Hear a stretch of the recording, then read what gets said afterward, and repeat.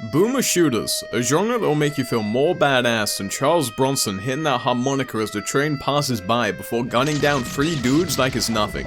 Here's 6 underrated boomer shooters you need to play.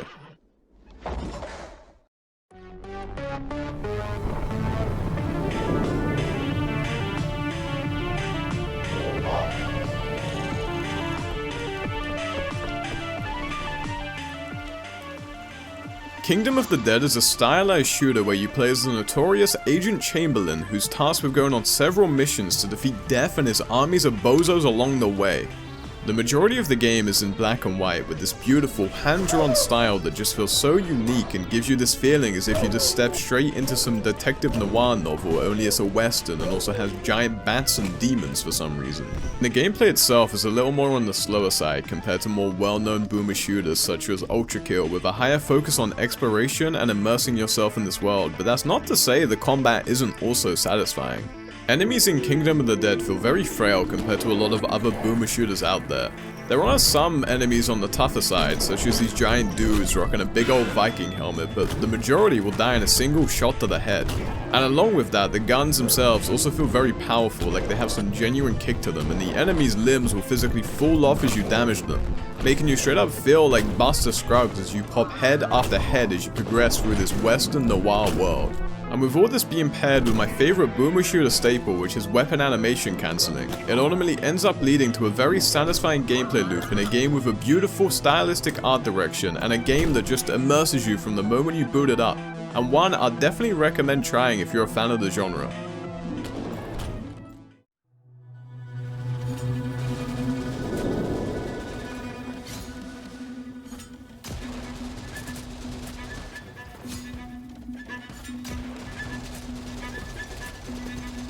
One of my favorites on this entire list, KILLBUG is an arena shooter akin to games such as Devil Daggers. Although, that being said, it is a little on the easier side in comparison to Devil Daggers because, Jesus, I still get flashbacks just hearing that name. KILLBUG still does hold its own and pack a punch in difficulty. Equipped with an SMG in one hand and a dagger in the other, your goal is to fend off against hordes of blood-hungry insects while playing around all of their attributes in an effort to prevent yourself from getting overwhelmed and ravaged to death. The game features an arsenal of unique mechanics that adds a lot of skill expression to the way you maneuver around the arena and take on different enemies, with a lot of them altering the way you play the game itself, such as high-risk mechanics that consume health to use and others that can restore health instantly if used correctly, forcing you to play in this style of weaving in and out of dangerous situations to maximize your potential. This game is definitely not one to be slept on, and I would absolutely recommend giving it a go, even if you're unsure. I mean, it's only £1.70 during a Steam sale. I mean, come on, what's there to lose, you know? Not to mention this game having one of the coolest, badass boss mechanics that just hits you so unexpectedly and something you wouldn't expect at all in a game like this. But I'll leave you to discover that on your own.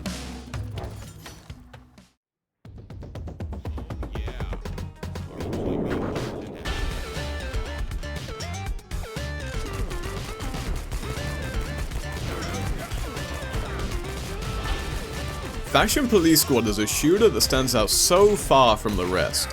Where typical modern day boomer shooters lean into a more gritty and dark aesthetic, Fashion Police Squad decides to say screw all that and pin you as a member of the Fashion Police Squad, whose task is to fight crimes against fashion and make the world slay in style once again.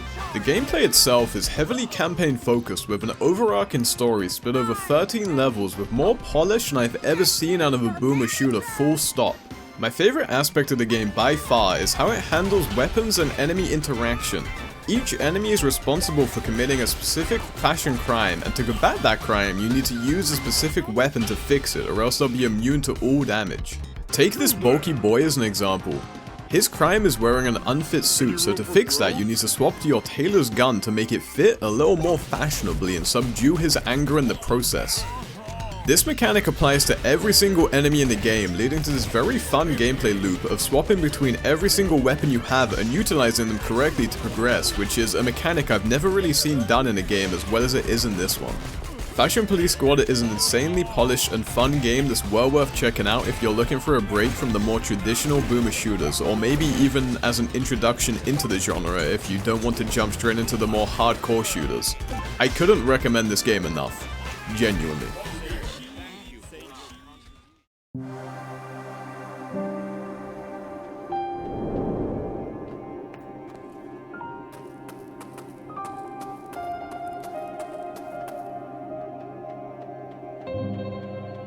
Now before anyone says anything, look, I know Lorn's Law isn't technically a boomer shooter, but I really wanted to sneak this game into the list because I believe this is a game that every single person who enjoys boomer shooters, or literally games in general to be honest, will enjoy and needs to experience. So let's just pretend for a minute that it's a boomer shooter, okay? Lorn's Law is an atmospheric first-person platformer with some of the best world design and movement I've ever seen in a game. Equipped with a climbing axe in either hand, your only goal is to traverse your way through each level and reach the end. It's so simple in design, but what Lorn's Law does best is how it plays with scale. You'll come across these vast structures and pipes and cities and cliff faces, all making you feel so small and eerily alone, or these cramped maze-like tunnels that make you feel stuck and lost in this dystopian, empty world. You'll be forced to constantly problem solve and think about what paths to take and where to go next as you descend deeper and deeper into this game, with more mechanics being introduced over time, right up until the final level, keeping it constantly feeling fresh and unique. For 15 buckaroos, this game is a steal, and if there's any takeaway from me making this video, I hope to at least introduce one of you to this game and allow you to experience this absolute masterpiece.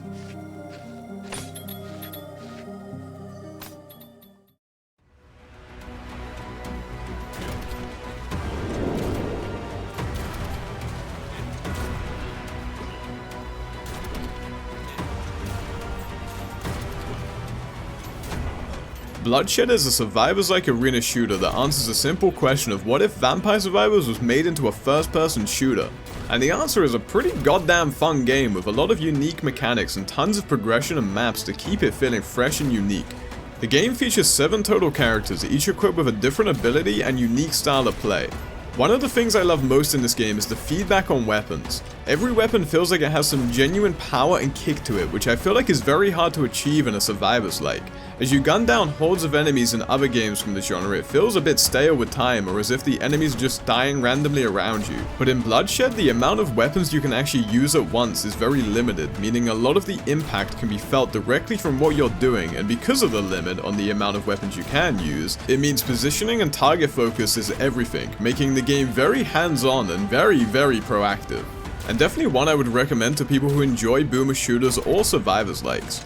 I will say though, the difficulty can feel a bit steep at times until you acquire the right upgrades, so just don't let that deter you.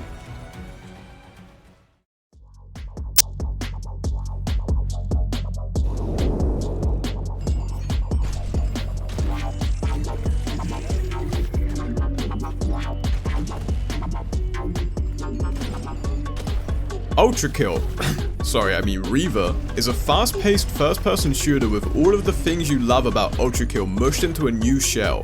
From the moment you start playing this game, you're gonna feel like the most badass man alive. One of the things I love most about Reaper is that each weapon comes equipped with its own combos that add so much depth to the gameplay.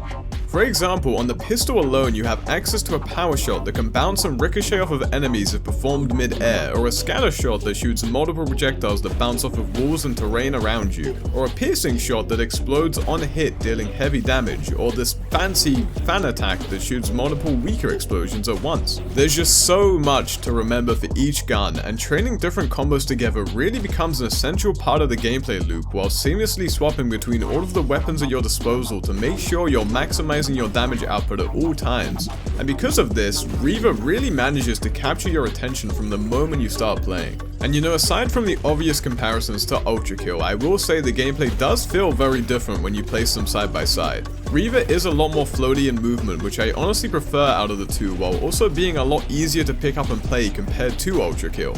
The game does still have its moments of difficulty, but I think what REAVER does best is play into the fantasy of feeling badass and gunning down hordes of enemies without making it overtly hard or too intense. It's kind of the right balance of difficulty for a smooth, enjoyable experience, and I think the majority of the difficulty doesn't even come from the enemies themselves, but making sure you're min-maxing every aspect of your kit and traversing the maps in the best way you can. It feels more like a parkour course at times that includes enemies to kill along the way rather than a boomer shooter, but in a good way. It makes it feel very fluid and fast and just pure chaotic fun from start to end. Now I will say, as of making this video, the game currently hasn't had an update in over a year and is still fairly limited in terms of levels.